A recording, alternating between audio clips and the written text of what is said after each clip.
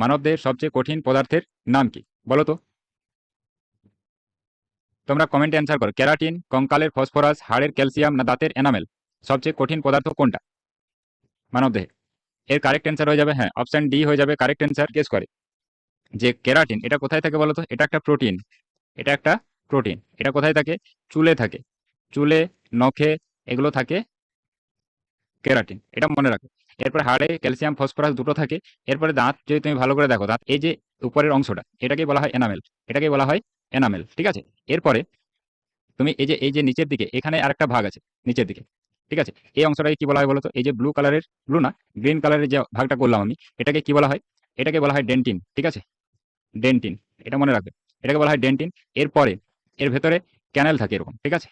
এরকম ক্যানেল থাকে এরকম। ওটাই কি বলা হয় বলো তো? এটাকে বলা হয় পাল্প ক্যানেল। কি বলে? এটাকে বলা হয় পাল্প